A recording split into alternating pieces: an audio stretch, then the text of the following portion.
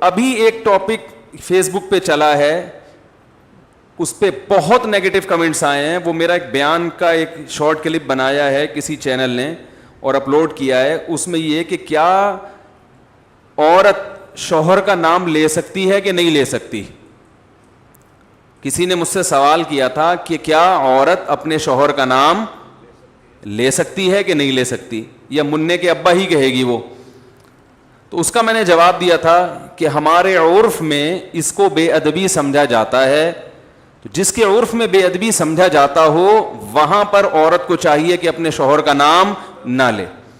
اب چونکہ آج کل ہر آدمی مفتی بنا ہوا ہے, اور میں نے جو اس پر اشکالات تھے نا اس کا بھی جواب دیا تھا, تو لوگوں نے نیگیٹو کمنٹس, کچھ لوگوں نے حدیثوں کے حوالے کہ صحابیہ تو اپنے شوہر کا نام لیتی تھی, اس مفتی کو حدیث کا بھی نہیں پتا, قرآن کا بھی نہیں پتا, اور اس مفتی نے ایسی بات کی ہے کہ قرآن و حدیث کا تو کوئی ریفرنس دیا ہی نہیں ہے. تو بہت زیادہ چونکہ نیگیٹو کمنٹس ہے اور بہت ہی بدتمیزوں والا, یعنی انسان جب بات کرتا ہے نا تو پتہ چل جاتا ہے کہ اس کے آباء و اجداد کا تعلق کہاں سے ہوگا, خاندان کیسا ہے, جو ورڈنگ استعمال کرتے ہیں نا وہ. تو بہت زیادہ نیگیٹو کمنٹس ہیں. اس مسئلے کو میں دوبارہ بیان کر دوں. دیکھو ایک بات یاد رکھو, یہ اس میں بھی میں نے کہی ہے کلپ میں, سمجھ میں نہیں آئی لوگوں کے, تو میں ذرا ڈیٹیل میں بتاتا ہوں. لباس کا تعلق عرف سے ہوتا ہے کہ نہیں ہوتا. کچھ چیزیں ایسی ہیں جن کا تعلق براہ راست قرآن و حدیث سے نہیں ہے, بلکہ ان کا تعلق ہمارے کلچر سے ہے. مثال کے طور پر آپ سے اگر کوئی یہ کہتا ہے, کسی مفتی سے کوئی آ کے پوچھے کہ کیا میں قمیض اتار کے نماز پڑھ سکتا ہوں, تو مفتی اگر عقل مند ہوگا وہ کہے گا کہ قمیض اتار کر نماز نہ پڑھیں, یہ بے ادبی ہے. کہے گا کہ نہیں کہے گا؟ اب آپ کہیں کہ حدیث کا حوالہ, تو بھائی حدیث کا حوالہ اگر دے گا نا, حدیث اس کے اپوزٹ ہے. صحیح ہے, بخاری کی حدیث ہے, جابر بن عبداللہ رضی اللہ تعالیٰ عنہ بغیر قمیض کے نماز پڑھ رہے تھے. کسی نے پوچھا اس طرح نماز ہو جاتی ہے, آپ کیوں پڑھ رہے ہیں ایسے؟ فرمایا میں اس لیے ایسے پڑھ رہا ہوں تاکہ تیرے جیسا احمق مجھے دیکھ کر سوال کرے کہ ایسا کیوں کر رہا ہوں. صحیح ہے نا, تیرے جیسا احمق مجھ سے سوال کرے. پھر کہا کہ نبی صلی اللہ علیہ وسلم کے دور میں ہمیں 2 جوڑے میسر نہیں ہوتے تھے, تو ازار ہے تو قمیض نہیں, بسا اوقات ایسے ہی پڑھتے تھے. اب بخاری کی حدیث سے تو پتہ چل رہا ہے کہ قمیض اتار کے نماز پڑھنا کیا ہے.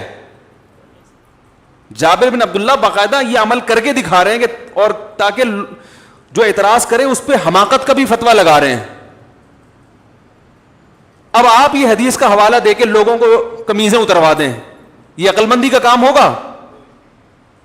بولو نا بھائی, یہ پاگل ہونے کی علامت ہوگی. یہ اس کی علامت ہے آپ نے بخاری طوطے کی طرح رٹی ہوئی ہے, آپ کے اندر سینس نہیں ہے, نہ آپ نے فقہ پڑھا نہ اصول فقہ پڑھا جو قرآن و حدیث کو سمجھنے کے لیے وضع کیا گیا ہے.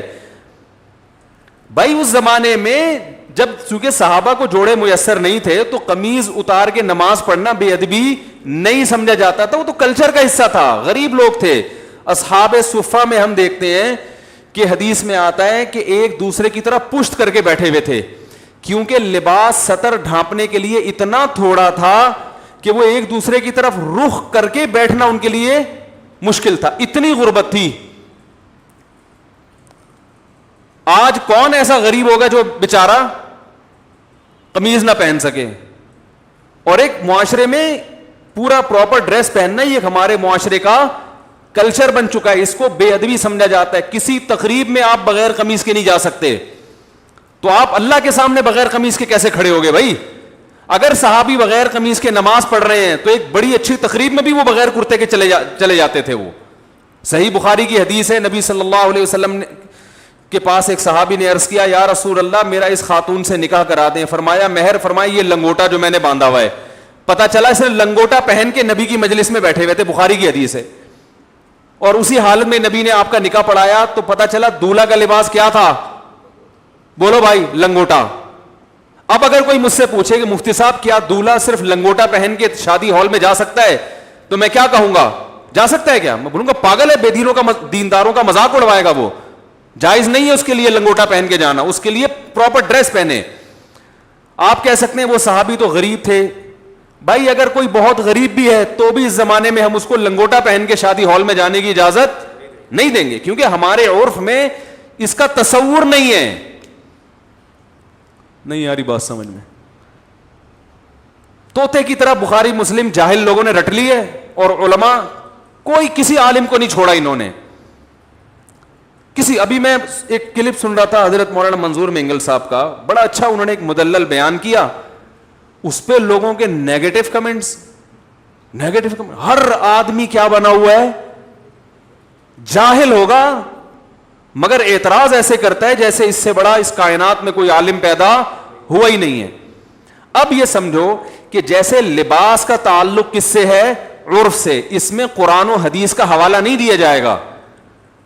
قرآن و حدیث کی اگر بات ہے تو نبی صلی اللہ علیہ وسلم زیادہ تر ازار پہنا کرتے تھے, ازار, ایک چادر جو ہوتی تھی.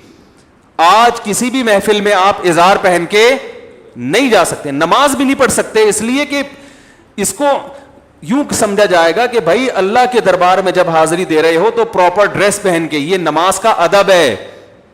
جیسے آپ کسی رشتہ دار کی دعوت میں جاتے ہو تو پراپر ڈریس پہن کے جاتے ہو, چڈی بنیان میں نہیں پہنچتے. تو ہم کہیں گے کہ اللہ کا بھی یہ حق ہے کہ اللہ کے سامنے جب حاضری دی جائے تو پراپر ڈریس میں ہو, کیونکہ اب ہمارے زمانے کا عرف یہ بن چکا ہے کہ قمیض بھی ہو ساتھ میں شلوار بھی ہو. بات سمجھ میں آ رہی ہے؟ اب یہ عرف بن چکا ہے. اسی طرح یاد رکھو کہ عورت کا شوہر کا نام لینا صحابیہ سے ثابت ہے کہ اپنے شوہر کا نام لیا انہوں نے, لیکن بہت سارے ہمارے کلچرز میں, ہمارے جو بہت سارے علاقے ایسے ہیں, قومیں ایسی ہیں جن میں عورت کے لیے شوہر کا نام لینا بے ادبی سمجھا جاتا ہے. وہ اگر نام لیں گی تو یہ سمجھا جائے گا کہ یہ بے ادب ہے. اور ادب کا تعلق بھی کس سے ہوتا ہے, عرف سے. اگر یقین نہیں آتا تو آپ یہ دیکھو, ہم یہ کہتے ہیں کہ نبی صلی اللہ علیہ وسلم نے فرمایا. کیا کہتے ہیں؟ فرمایا. کسی صحابی نے فرمانے کا لفظ آپ کے لیے استعمال نہیں کیا. قالا کا لفظ, قالا کا معنی کہا, عربی میں فرمانا اور کہا یہ الگ الگ نہیں ہے. قال رسول اللہ صلی اللہ علیہ وسلم, نبی نے کہا. لیکن ہمارے عرف میں یہ کہنا کہ نبی نے کہا, اس کو ادب کے خلاف سمجھا جاتا ہے. ہمارے عرف میں اگر کوئی کہتا ہے عبداللہ بن مسعود نے یوں کہا, عبداللہ بن عمر نے یوں کہا ہے بھائی, تو ہم کہتے ہیں بھائی حضرت لگاؤ. کہتے ہیں کہ نہیں کہتے؟ حضرت لگاؤ, اور بہتر ہے آخر میں رضی اللہ عنہ بھی لگاؤ. کوئی کہ بخاری سے دکھاؤ کہاں حضرت لگانا کہاں سے ثابت ہے. بھائی صحابہ کا ادب کرنا تو بخاری مسلم سے ثابت ہے. ادب کا اسٹائل کیا ہوگا یہ آپ کو آپ کا کلچر بتائے گا, یہ بخاری مسلم نہیں بتائے گی. ہر چیز میں بخاری مسلم کا مطالبہ کرنا جہالت ہے. تو یہ تو شریعت ہمیں بتائے گی کہ شوہر بیوی پر لازم ہے کہ وہ شوہر کا ادب کرے. ادب کا اسٹائل کیا ہوگا, طریقہ کیا ہوگا, یہ بخاری مسلم نہیں بتائے گی, یہ آپ کو آپ کا کلچر بتائے گا. یہاں تک آ گئی سمجھ میں؟ تو اتنے بیوقوف ہم نہیں ہیں جتنے آپ ہمیں سمجھتے ہو, ٹھیک ہے نا. ہم نے بھی پڑھی ہے بخاری مسلم الحمدللہ. اور میرے جو استاد تھے نا شیخ الحدیث, جن سے میں نے 8 سال جن سے اصلاحی تعلق قائم کیا, دن رات ان کی صحبت میں ہم دوزانوں بیٹھ کر صبح و شام ان سے سیکھتے رہے ہیں. انہوں نے 20 سال دارالعلوم کورنگی میں بخاری پڑھائی ہے. نہیں یاری بات, پڑھی نہیں ہے بلکہ پڑھائی ہے. تو کلچر کا تعلق کس سے ہوتا ہے؟ اب دیکھو امہات المومنین بھی رسول اللہ صلی اللہ علیہ وسلم کا نام نہیں لیتی تھی. کبھی حدیث میں آتا ہے کہ زوجہ نے کہا یا محمد, آپ کہہ سکتے ہیں اس لیے نہیں لیتی تھی کہ نام لینا ادب کے خلاف, اور وہ چونکہ نبی تھے اور قرآن نے ان کا نام لینے سے منع کیا کہ ایسے مت پکارو جیسے دوستوں کو پکارتے ہو. تو اس سے اتنی بات تو ثابت ہوتی ہے کہ بسا اوقات نام لینا بے ادبی سمجھا جاتا ہے. تو جس قوم میں نہیں سمجھا جائے گا وہ نام لیں, جس قوم میں سمجھا جاتا ہے وہ نام نہ لیں. اور آسان مثال بتاؤں, دیکھو اللہ نے عورت کا جو پردہ عورت پہ فرض کیا ہے, سگے بھائی سے پردہ فرض نہیں ہے, ایسا ہی ہے نا. سگے بھائی سے پردہ فرض نہیں. سگے بھائی کے سامنے عورت اپنی کلائیاں کھول سکتی ہے, اپنی پنڈلیاں کھول سکتی ہے, یعنی ان کا پردہ نہیں ہے. سر کے بال دکھا سکتی ہے, اس کا پردہ نہیں ہے.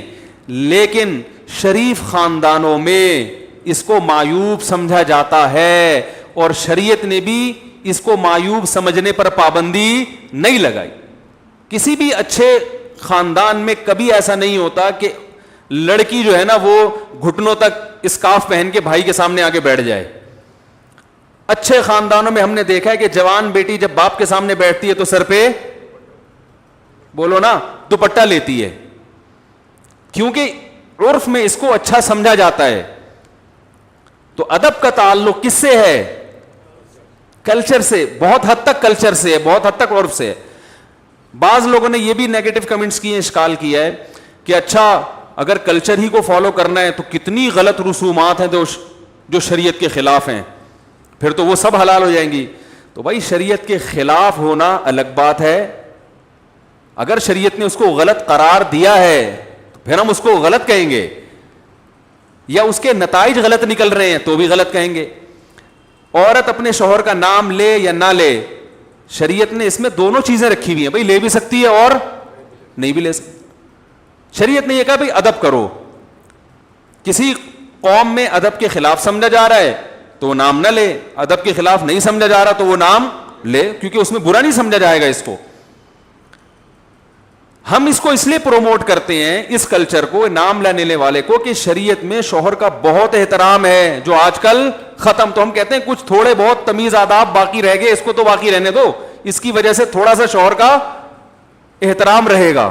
یعنی جو نتائج اس پہ جو مرتب ہو رہے ہیں وہ اچھے مرتب ہو رہے ہیں, وہ برے مرتب نہیں ہو رہے, وہ ایسے نتائج مرتب ہو رہے ہیں جو شریعت چاہتی ہے. جیسے شریعت نے ابا کے سامنے بیٹی کو دوپٹہ لینے کا حکم نہیں دیا مگر پابندی بھی نہیں لگائی. تو جب دونوں راستے ہیں تو ہم کہیں گے شریعت کے مزاج سے زیادہ قریب کیا ہے, دوپٹہ لینا یا نہ لینا؟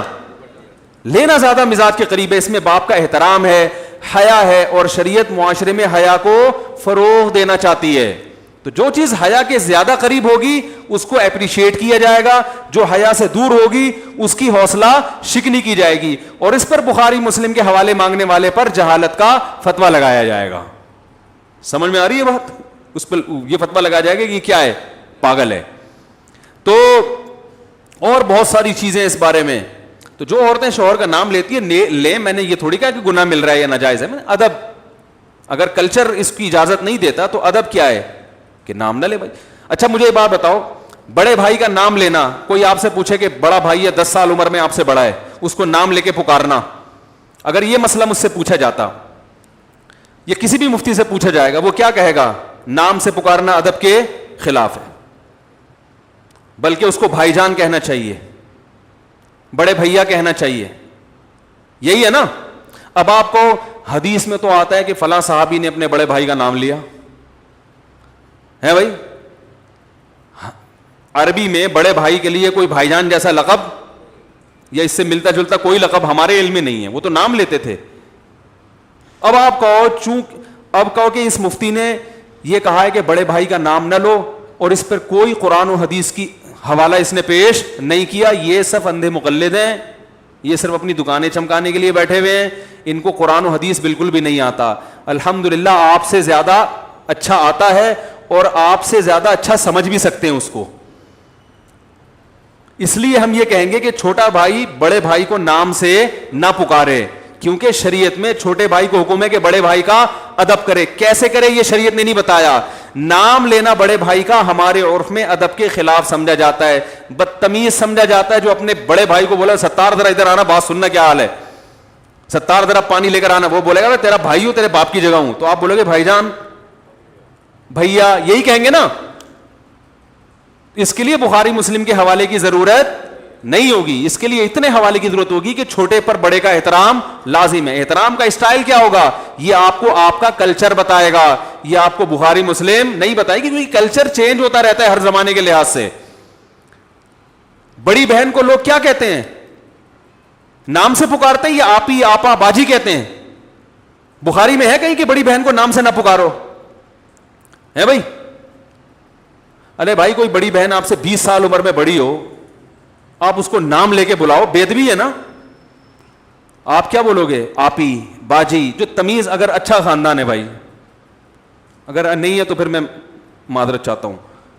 اگر پھر آپ یہ بولو گے بخاری کی حوالہ دکھاؤ, اس کا مطلب آپ کے خاندان میں کوئی پرمپرا آپ کی ہے ہی نہیں, ٹھیک ہے نا, کوئی کلچر ہے ہی نہیں.